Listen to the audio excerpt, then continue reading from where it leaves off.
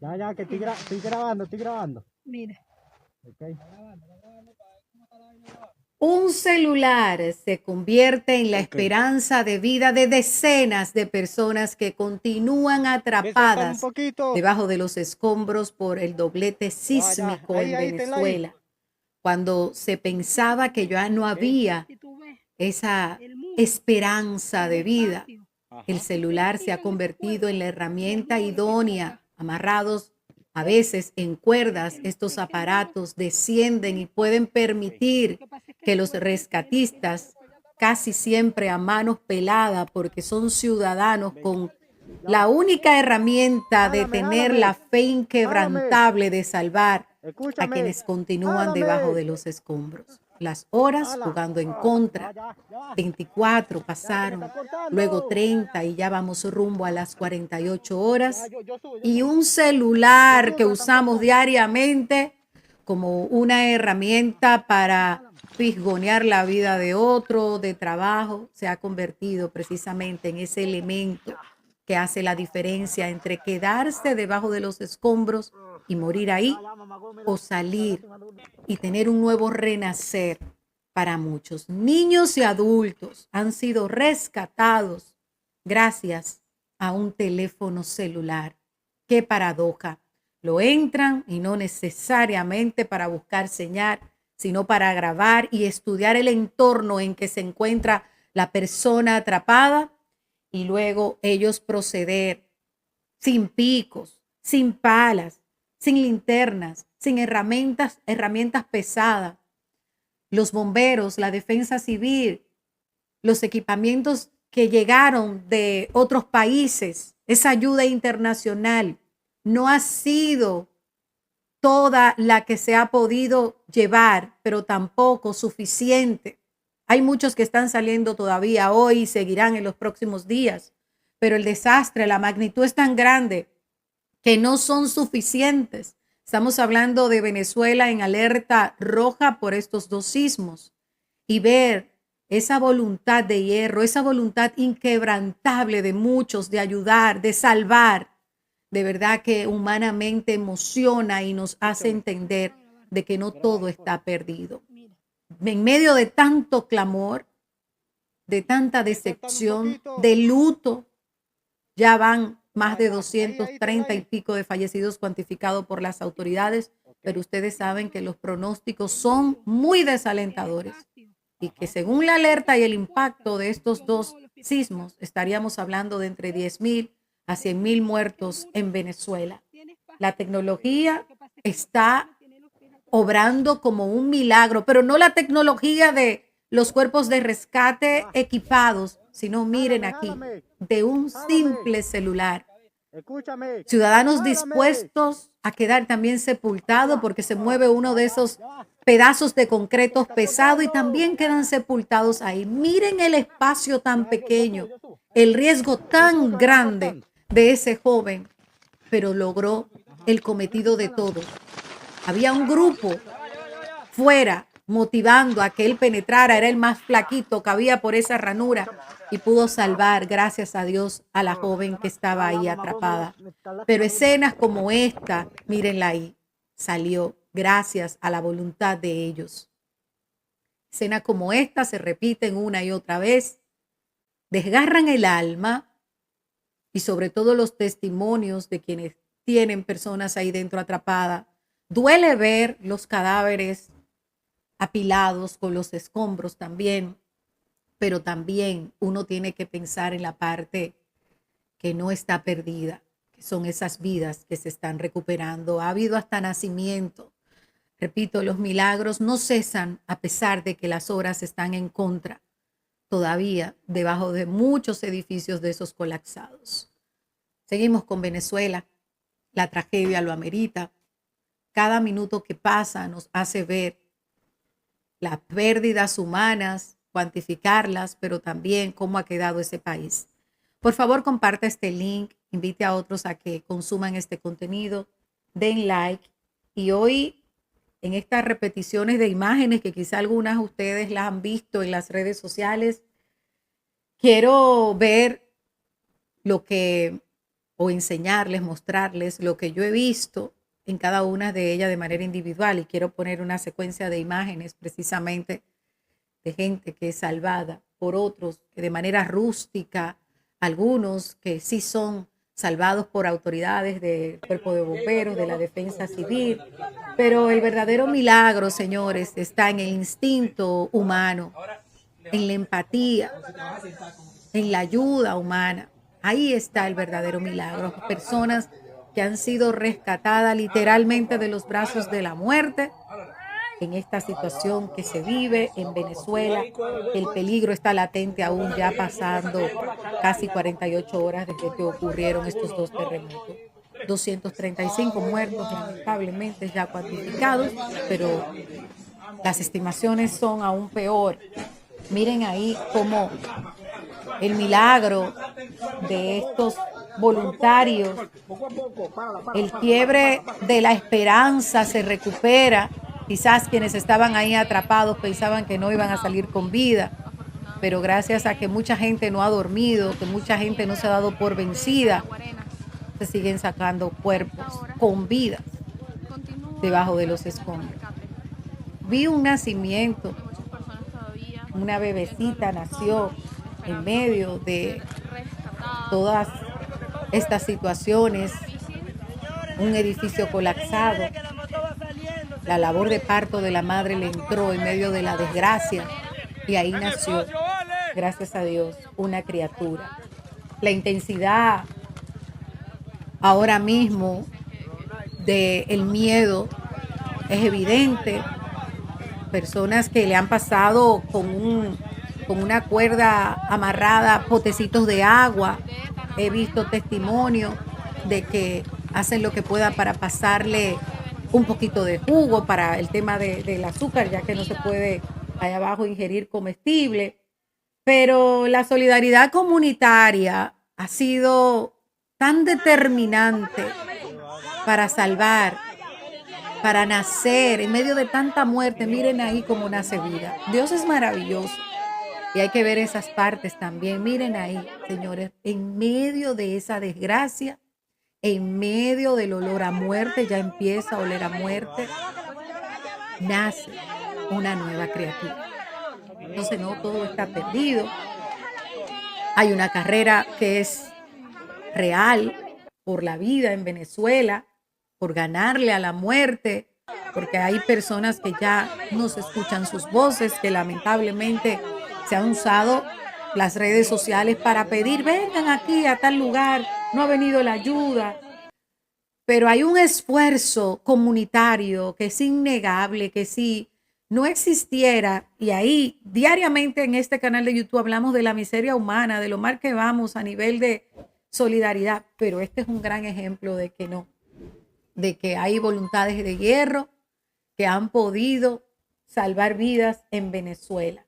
Yo les he hablado a ustedes de los pronósticos, pero no quiero hablar ya tanto de esos pronósticos, sino que quiero hablar precisamente del ingenio en medio de la emergencia.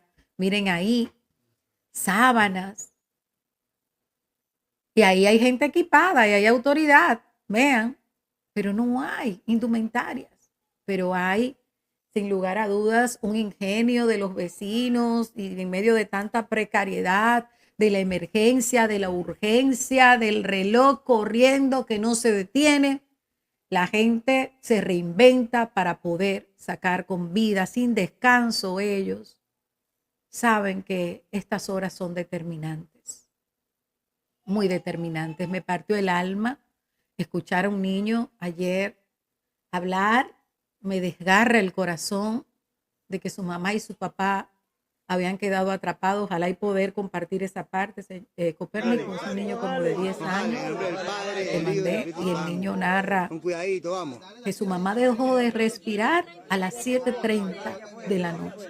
Hablando de las horas determinantes, hablando del tiempo, cómo juega en contra. Parece que el niño estaba muy cerca de su madre y vio en algún momento el reloj. Y dijo que no, mi mamá dejó de respirar a las 7:30, y en medio de su inocencia hablar de cómo se llamaba su mamá, de cómo se llamaba su papá, y que los dos quedaron atrapados el desconcierto de no saber qué va a pasar con él en lo adelante, si sus dos protectores quedaron sepultados ahí dentro, ni siquiera un familiar cerca. Las personas que le rescataron le decían, vamos a tratar de contactar a sus familiares, y de verdad que este tipo de escenas conmueven demasiado a una. Ha sido una cobertura que ha dado la gente que se encuentra en estos lugares de las tragedias, y donde quiera que hay un edificio colapsado.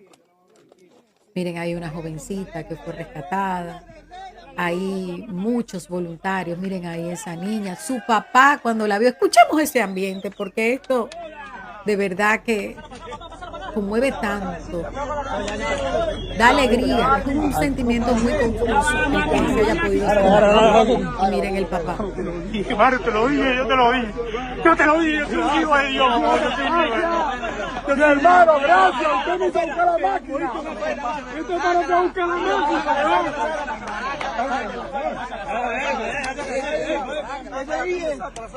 Yo creo que no hay tecnología, ni equipos pesados, ni entrenamiento que supere lo que está ocurriendo de manera improvisada y voluntaria en Venezuela. Muchos jóvenes he visto dándolo todo, arriesgando sus vidas. Muchos jóvenes. Y esto también a nivel de lo que estábamos sintiendo aquí, de que todo estaba perdido, porque como está la violencia, por ejemplo, en la República Dominicana, también en Venezuela, esto de verdad que devuelve esa fe en la persona. Devuelve la fe en las personas. Si quieres te lo reenvío, el del niño, porque yo pensé mucho en mis hijas cuando vi este niño. De hecho, vi el video con mi hija grande de 13 años y es inevitable conmoverse. Es inevitable conmoverse escuchando a este niño. Él ni llora, él está aturdido, él está tratando de entender. En su mente hasta trata de buscar confuso los nombres de sus padres, pero hay una cruel realidad que él ve con total claridad, y es que ha perdido a sus progenitores. Vamos a escuchar. Ay. Yo vengo ahorita, Mateo. Me llamo Mateo. Mateo, ¿dónde vienes? Vengo de la mañana. ¿Del edificio, el de atrás o el de adelante, papi? ¿De atrás? Ok.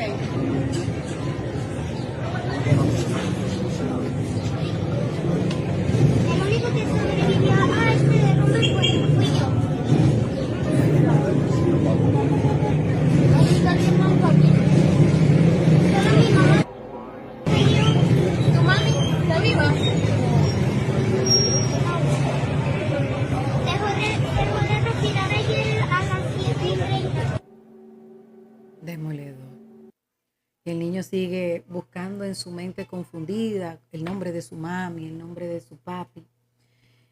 Y esta gente que ha estado a mano pelada tratando de salvar vida en Venezuela, le devuelve a uno la esperanza en la humanidad, la fe en la gente que uno pensaba que estaba perdida.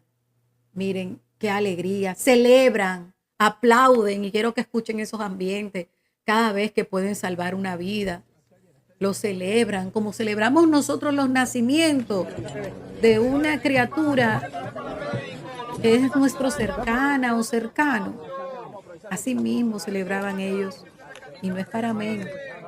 Era un renacer de cada uno de aquellos que pudieron salir con la ayuda de estas personas que no tenían grúas, que no tenían picos, que no tenían palas, algunos ni linternas, pero sí sobraban las garras, la decisión de salvar vida. Y yo creo que de las cosas buenas que podemos sacar en medio de esta gran tragedia, gran desgracia, es esto, que no todo está perdido en la humanidad. Y también, señores, hay que tocar el tema de la preparación de los estados. Evidentemente, Venezuela no estaba preparada. En República Dominicana estaremos preparados. En el mundo, por más grande, potente que sea un país, para una desgracia en alerta roja, se exige ayuda internacional porque no hay preparación que se imponga a una situación como esta. Sin embargo, Venezuela tenía sus condiciones políticas, sus descuidos de Estado, que lamentablemente también ahí se han manifestado. Yo quiero seguir hablando de otros temas con ustedes. Miren, di que soltaron a los imputados del VHD, ahí está a punto también del Código Penal y muchos temas que discutir en este país, pero yo creo que todos ahora debemos de estar también enfocados a esa desgracia que aunque es ajena, nos pertenece, queda en el Caribe. Nosotros tenemos las mismas fallas tectónicas que en Venezuela y humanamente yo creo que la ayuda empieza a llegar y que la desgracia también queda más al descubierto. Miren ahí, todo ahí es material, lo que se ve en esas imágenes con drones. Pero la verdadera desgracia no está en eso, en lo material, es lo que está debajo de esos pedazos de concreto. Las vidas que se perdieron, que apenas empiezan a cuantificarse. Las vidas que se salvaron, que han renacido muchos, pero que tienen que empezar desde cero y que a nivel emocional también están más derrumbados que muchos de esos edificios, que han perdido todos sus familiares, que han quedado solo en el mundo, criaturas que perdieron sus padres, huérfanos, padres que perdieron sus hijos. Es doloroso, es un drama aterrador el que se está viviendo en Venezuela. Por favor, den like, compartan este contenido. Nos vemos más tarde. Muchas gracias a todos por estar.